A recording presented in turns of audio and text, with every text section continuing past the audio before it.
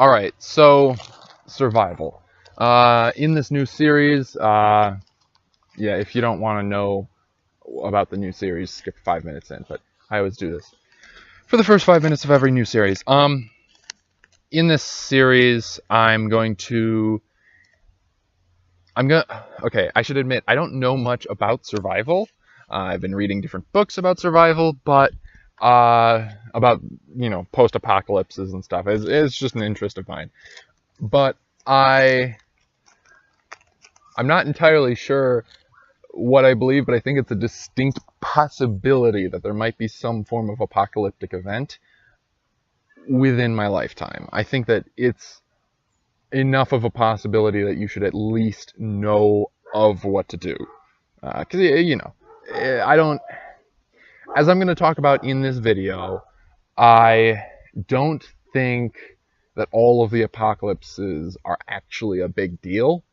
You might get something like, we actually do go to war with China, or something like that, or, the West against the East, one of those wars, or something like that.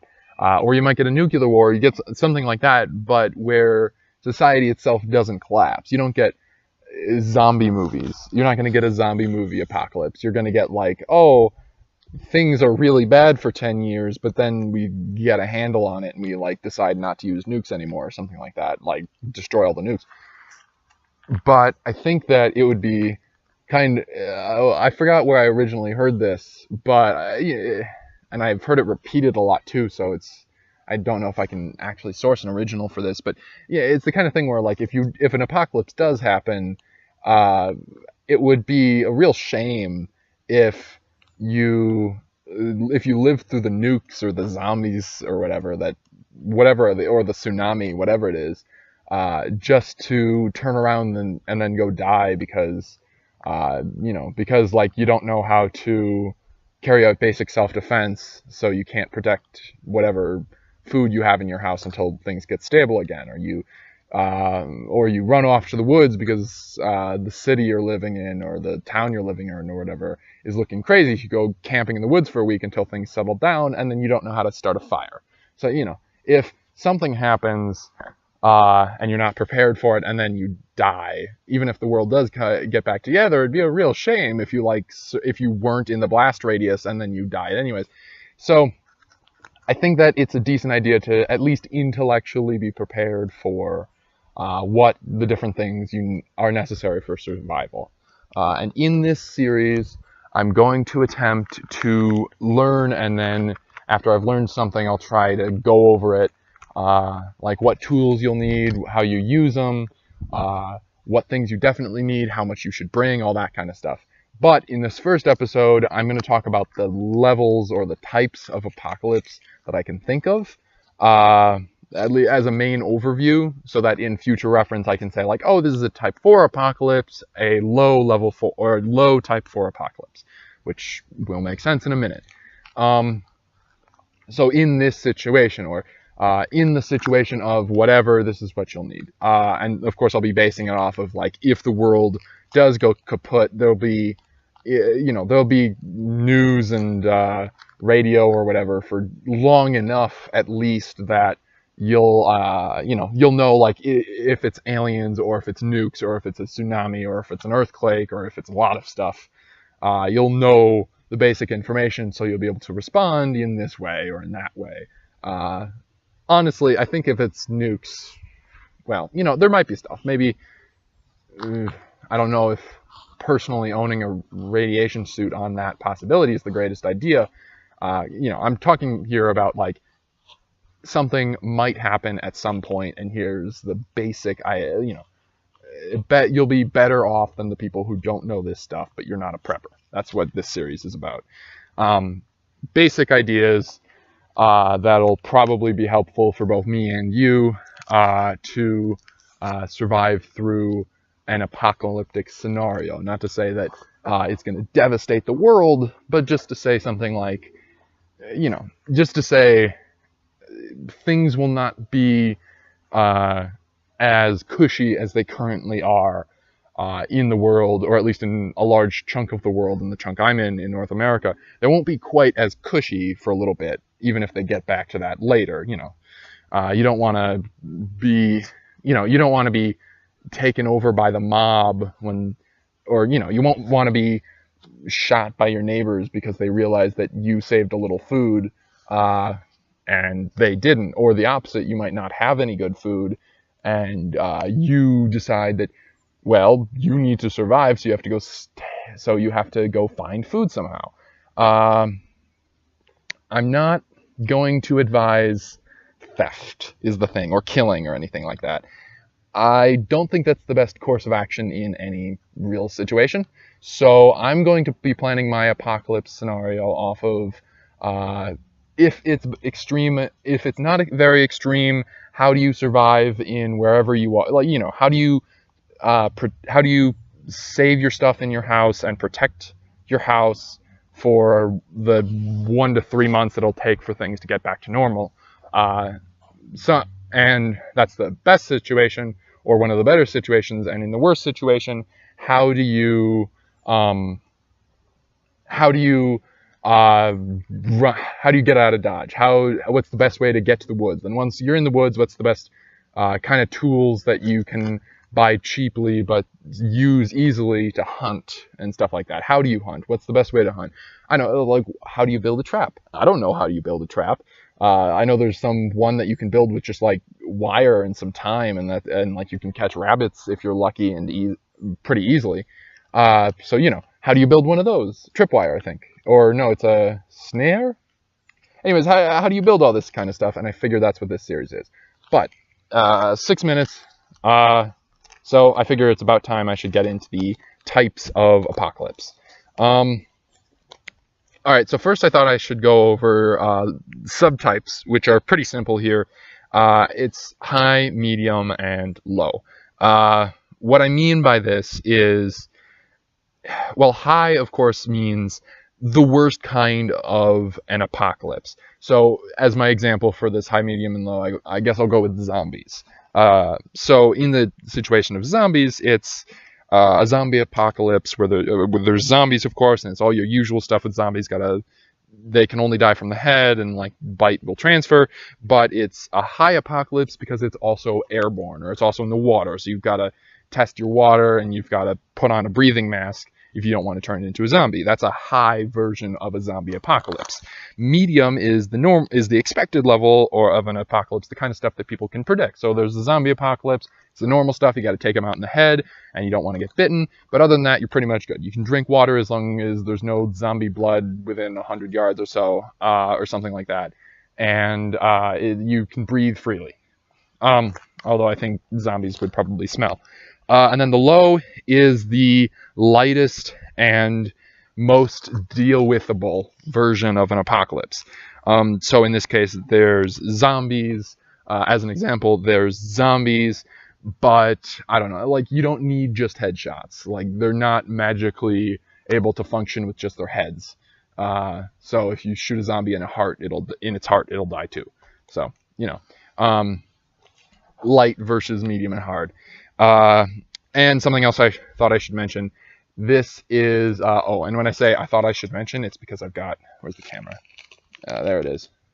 Notes. I'm actually prepared. I'm not winging this one totally. Yeah, I thought I should mention that the sub-levels, the high, medium, and low, are infinitely variable, so it's almost never going to be purely medium or purely high or purely low. It might be like a low medium, a little closer to low than it is to medium, something like that. It'd go on a 1 to 100 scale where 1 is low, where 0 is low, 50 is medium, and 100 is high. It might be something like a 76 or a 25 or something like that. It's going to be infinitely variable. All right, so into the types of apocalypse. All right, so these kind of go from worst to best, kind of, for humans anyways. So I didn't want to call them levels of apocalypse. I didn't think that really fit, so I'm going with types, but it does get better more or less as these go further. So the first one I call a clean slate apocalypse. This is the situation in which everything, including possibly a part of the Earth, are gone. Certainly all life. This is the kind of stuff where, a moon-sized asteroid bumps into the moon crashes into the Earth and rips out all life, and the surface is all just magma, and everything's gone. The world is Mars again. Or as it was like 2 billion years ago or whatever. The next one I call a wipeout, which is pretty much all surface life is gone. Even plants, the surface of the Earth is changed, mountains crumble, new ones are built up. It's the kind of thing where the only life which is going to survive is at the bottom depths of the ocean. It's going to reset the world by like 2 billion years or something like that, where we had some life, but it was at the way bottoms of the ocean, and it was really early and primitive. So it's resetting the Earth by 2 billion years. And what I imagine this one being is like a country, an asteroid the size of a state or a small country hits the Earth. So you've got a little tiny Bulgaria that just smashes into the Earth and destroys the surface. So yeah, not as bad as the last one, because there is still some life, and thus far we haven't found definitive alien life anywhere else. So life existing in some way is still something which we should try and promote, even if it's not ours. But of course, ideally we survive. So the third type 3, of course, I call the Descolata. This is a plague which wipes out most animals, every species which it comes to. So, including humans, presumably. So it's the kind of thing where it's some sort of thing which basically, it wipes out all mammals, kind of thing. It's a disease which can just spread to every mammal, maybe even some kinds of reptile and stuff like that, maybe even some fish. It just spreads to everything, and it wipes out almost every species on Earth. In fact, you don't know. But it's the kind of thing where there's going to be a couple of species left. That's still better than the last one, because in the last one there were a couple of water species left, and it took us 2 billion years to get out of that situation last time. So this time it'll probably take a couple 100 million before all the niches are filled again. But yeah, it's random. Like, oh, cows survive, but no other mammal. Like, beta fish survive, but they're the only fish. So all of other fish have to come from beta fish. It'll happen, but they have to start as beta fish, which might actually be an interesting world, because they'd all have some kind of interesting tale, probably. Yeah, so that's the type 3. Look up, it all gets better from here. Alright, so from here on, humans can theoretically live. Now, I'm one of the people who thinks that most likely if the nukes came, even if I'm not living near any nukeable areas, I'd somehow be killed off in one of the apocalypses, and this is certainly one of the ones where I have no reason to think I'd live. But it's the kind of thing where this series is going to be going over. On the off chance that you actually are one of those people, it'd be a shame if you lived through that and then died because you couldn't start a fire. So this is what I call, type 4 is what I call mega plague, which is a normal kind of plague, which is to say awful, and it kills a lot of animals and a lot of humans, but every plague has its survivors. It kills off 99.99% of every species it touches, but you've still got a couple. It's not just it's not just cows and beta fish this time. It's just that there's a lot more cows and beta fish than there are anything else. But with 7 billion humans, there'd still be, with 99.99 or 99.99, there'd still be something like a couple thousand humans on the planet. Of course, in this apocalypse, it might still be difficult for those people to find each other and create anything even remotely like a society, much less a village. But people would survive. And, well, yeah, there would be some people. So type 5 is this is this is the point when you start reading books about it. This is what I call attrition, an attrition apocalypse, which is something which wears down all living species, sort of thing, where it's based on time. If there are still humans in 3 generations, or whatever humans there still are in 3 generations, won't have to deal with this, or they might still have to deal with this, but they'll be to a point where their society is so used to whatever it is, to the zombies or whatever it is, that it's not even really a problem. It's just what life is like for them at that point, for that society at that point. That's the 100 years scenario, where people just have to live through it, and then the society will be fine. Either the plague will die off, or the zombies will rot away, or they won't. The plague will still be there, and the zombies will still be there, but the society will have irrevocably changed to form around it. That's still not a great one for reference. There is a reason that one is only slightly better than the type 4, where only a few people live, because this is the one where lots of people might live. In fact, from the initial outbreak of whatever this plague is, it might be, or plague or zombies or whatever, it might be only 5% of the world is killed off.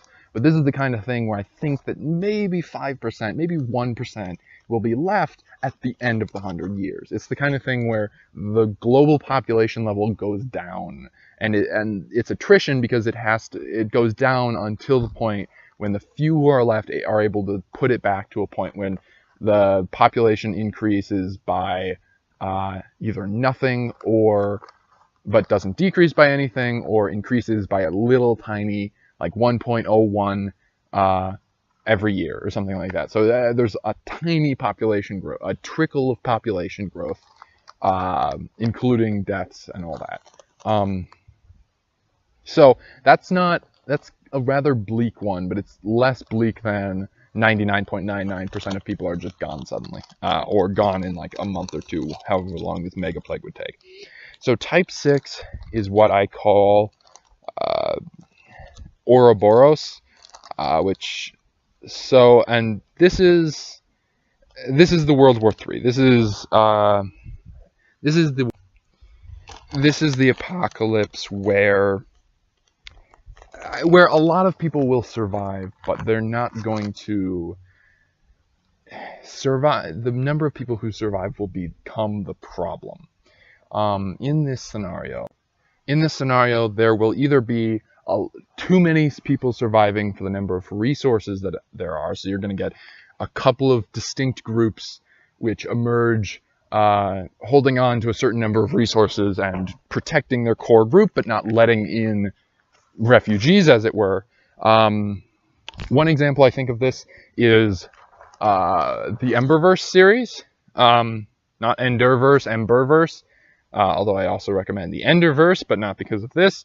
It's a series in which the apocalypse that they presented was pretty much electricity and gunpowder stop working. So no more guns, no more cars. We've seen electricity stops working in a ton of different apocalypses, but losing that and guns, more or less what it does is it forces the society to use basically medieval weapons. Not entirely, because they still have modern developments. So one thing that they mentioned is like they're not totally medieval because they have things like barbed wire and hang gliders and hot air balloons and stuff like that still work, but they're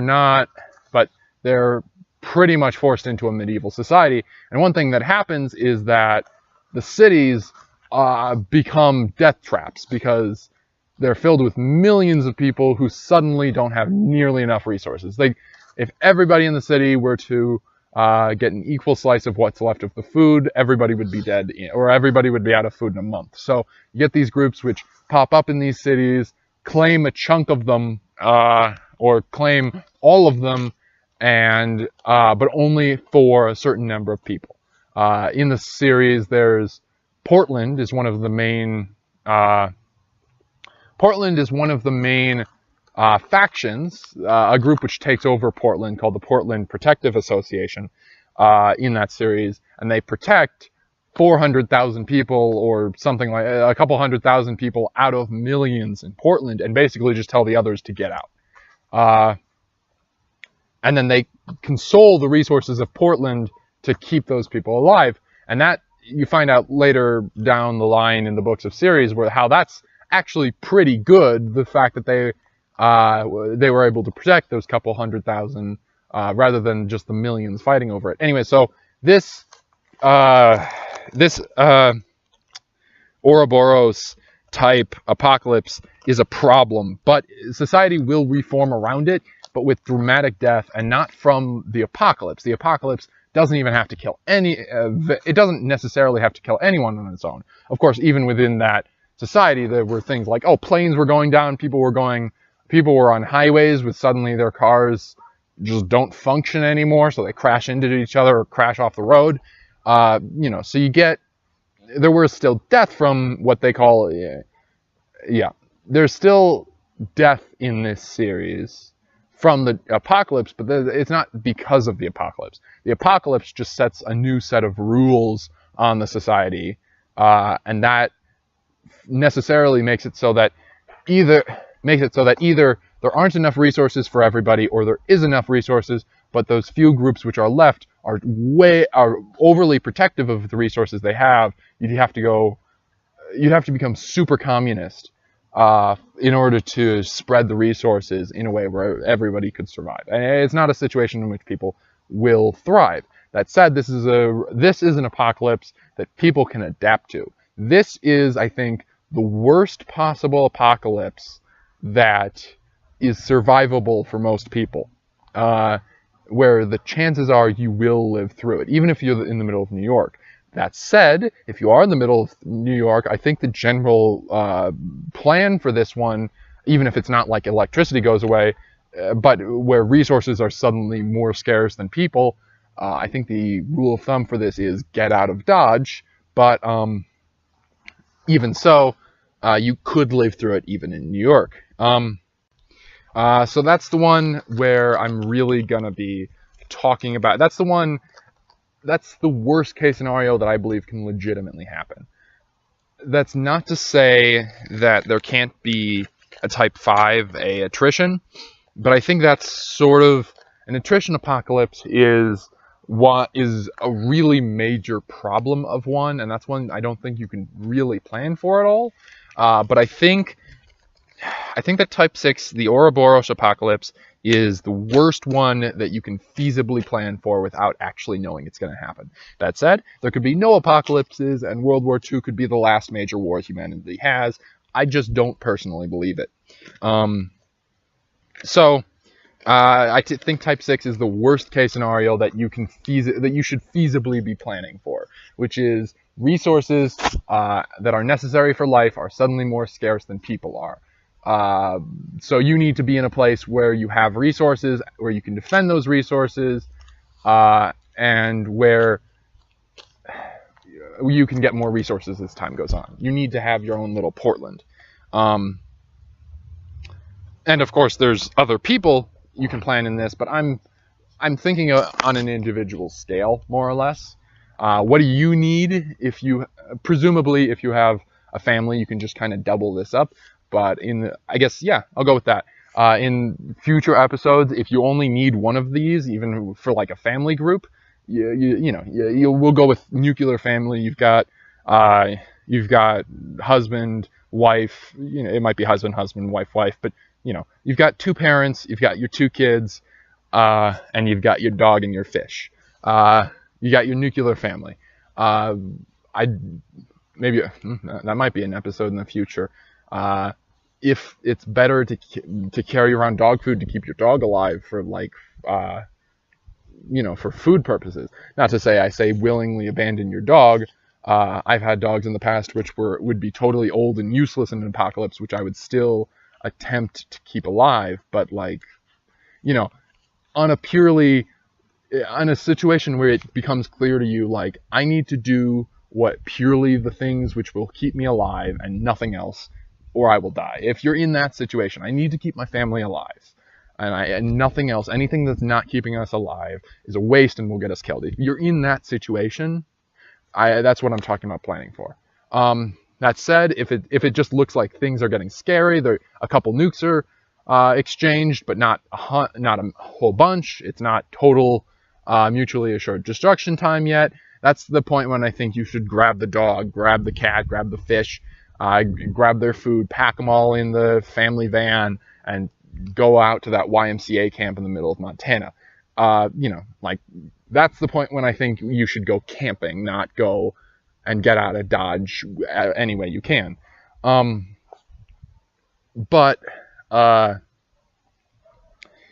Yeah, so I guess I'll just continue on. This next one is... This one is type 7 is what I call a slow collapse, and this is the worst scenario I can, or the worst scenario I can view as being still seen as an apocalypse, or at least seen as a traditional apocalypse. There are more apocalypses I have written down after this. There's 2 more, but type 7 is the last one that can be visibly seen as an apocalypse, and this is...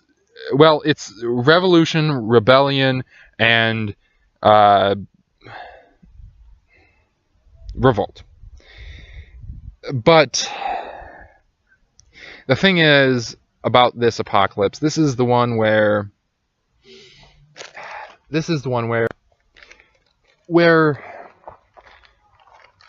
I think society could partially collapse and it could become dangerous for a lot of people, but not totally. This is the kind of thing where the superpowers become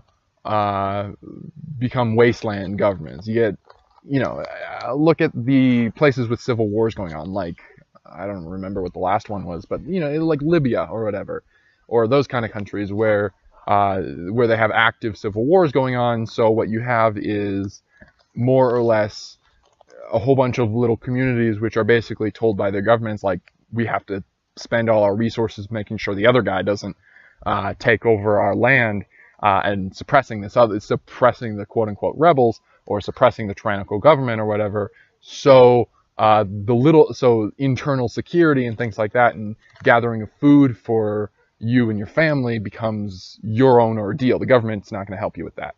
So that's what I call slow collapse. This is, you get Civil War scenarios. Think about the Civil War.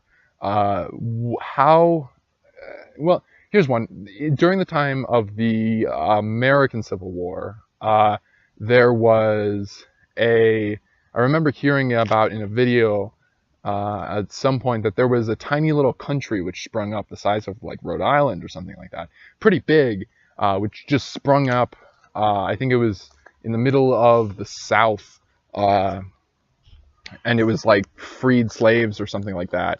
Anyway, it was this little country which popped up, and nothing was done about it until the end of the Civil War, when they were able to focus on that again. So what happens if you're living in New York? We'll go with New York again, and we'll go with Brooklyn. We're going to Brooklyn. There's a civil war going on. Suddenly, one of the gangs decides, you know what? We're now the kings of Brooklyn, and we own Brooklyn. Brooklyn isn't part of America anymore. Brooklyn is part of our new kingdom. Even if that kingdom were to be suppressed as soon as one side or the other wins, you're not focusing on the long term because you live in Brooklyn. You're just trying to survive. So I want to plan for those things. And that's what this slow collapse scenario is. The world isn't necessarily ending, but you're in a scenario where survival is still necessary, even though there is a society to speak of. And getting out of Dodge might not be possible, or might not even be a good idea, because Dodge might be where you're in Dodge. So, where you want to escape to. For all we know, the Civil War is being fought in Montana. That kind of thing. All right, so this last one might not be directly recognizable as an apocalypse, but I still left it on here because I view it as one. And I think that it's something to be taken into consideration But this isn't the kind of thing that you should be. You can't really get out of Dodge for this apocalypse. This is worse long term than several of the others, but not really easily compatible. And this one is what I call nihilism. This is a situation where people just kind of stop caring. The society doesn't necessarily collapse, but you're in a scenario where things don't get better, they only get worse. So, like the government continues to support its citizens less and less, and it's more about those few who actually care about the government. It's less and less and less and less about the people overall. Then you also get things like here's climate change or global warming or whatever they want to call it. I've heard this argument a lot for reference, whether it's pro or con. I don't know if it's pro or con. I certainly haven't seen any direct examples. I live in a place where the climate's always been weird and always will be weird. So, but I'm just gonna assume that long term, at least, by the level of stuff which happens in terms of this set of 100 years, this in terms of the 21st century versus the 20th century versus the 19th century, I'm going to trust NASA. I'm going to trust the smart people in lab coats in that regard. So that's another thing. People stop seeing people don't see direct examples of things like global warming, or maybe they don't. Maybe one thing I have heard is a lot of people getting nihilistic about the feasibility of actually preventing global warming. So you get a society where people stop caring about it because they don't think they can prevent it. So that's the scenario where you can't really combat this, but you're still screwing up the world. It's if NASA or whatever is right, if the smart people in lab coats are right, you're going to get a Florida which might not sink in a day, but it's still going to sink. Or maybe it won't sink, the water will go up in general. But you're not going to get a instant collapse, but things will get worse. So I don't really know. I'm not really going to plan for this one, but I thought I should add it to the category. I can't plan for the scenario where Earth gets blown up because the moon crashes into us, but I figured I should list it as a possible apocalypse, feasibly possible. In fact, distinctly likely.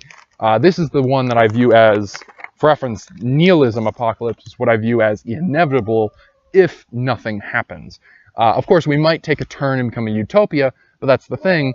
If we're going to become a utopia, who takes down the current world governments? Because I very much doubt, we still have dictatorships in the world, and even the republics have a lot of problems. So I don't think our current systems that are currently in place are going to be the ones which lead to a utopia if we ever achieve one. So you're still going to have that slow collapse phase. You're still going to have the rebellion going on.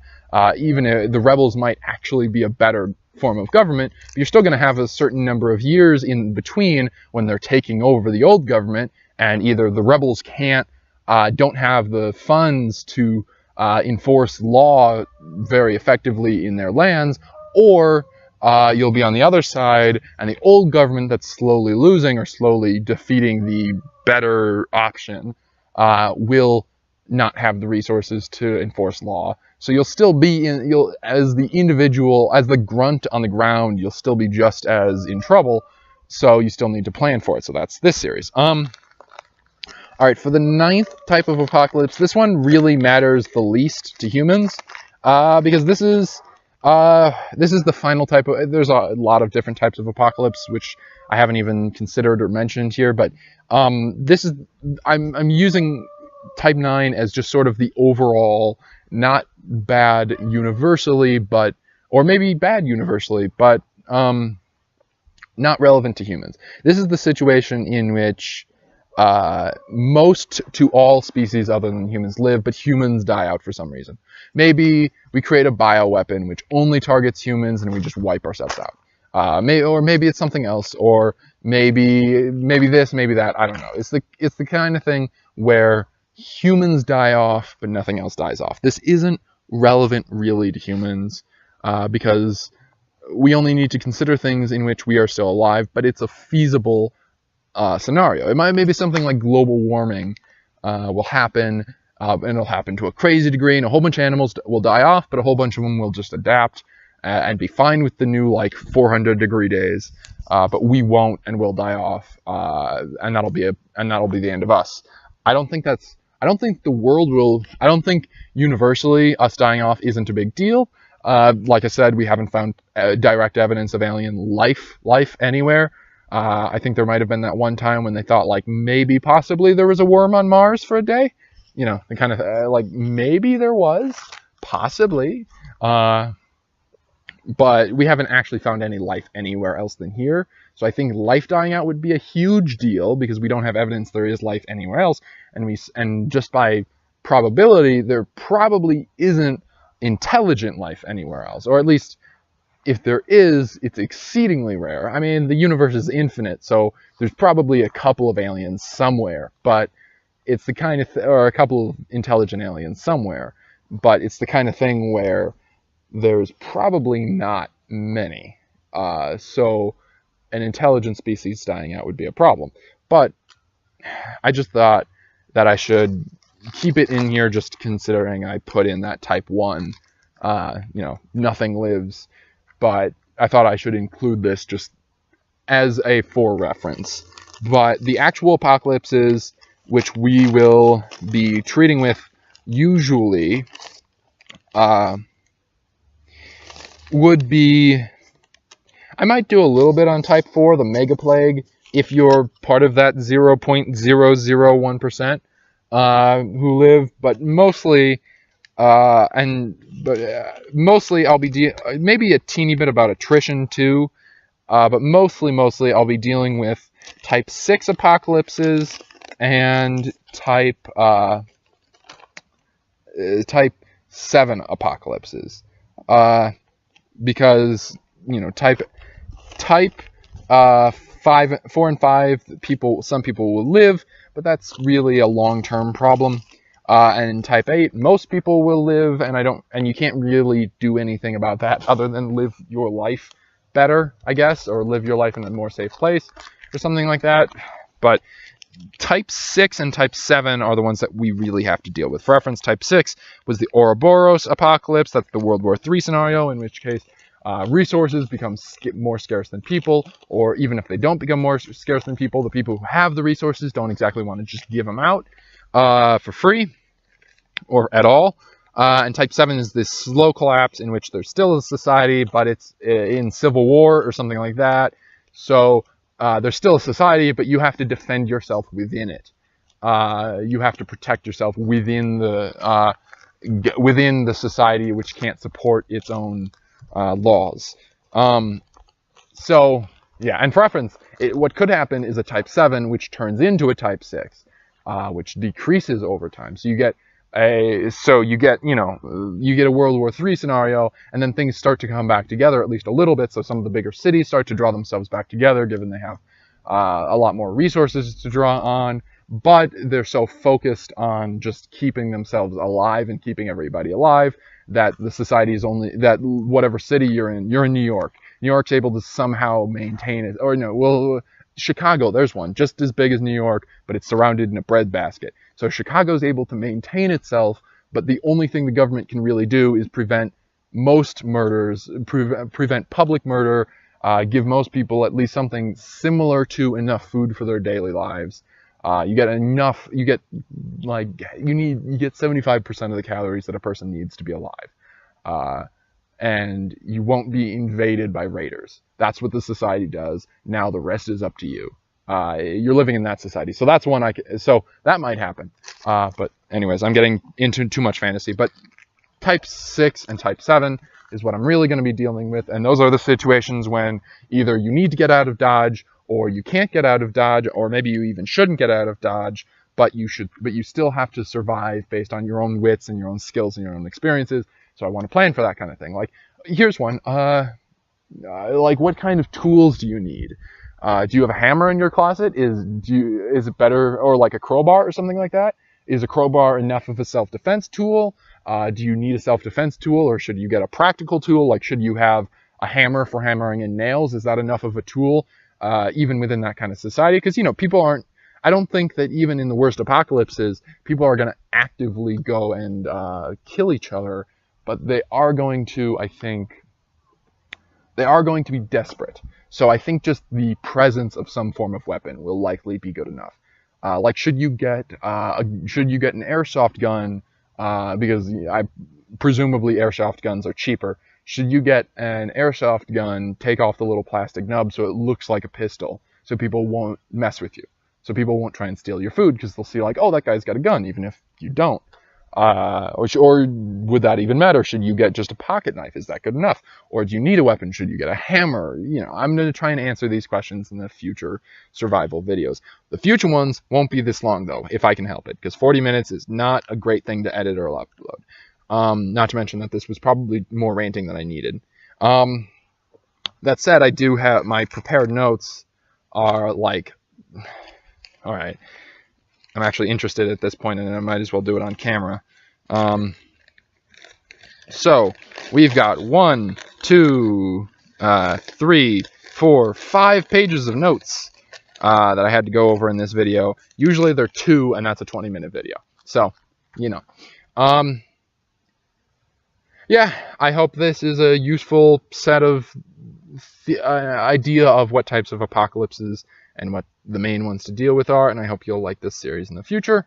But in the meantime, enjoy the generalized outro.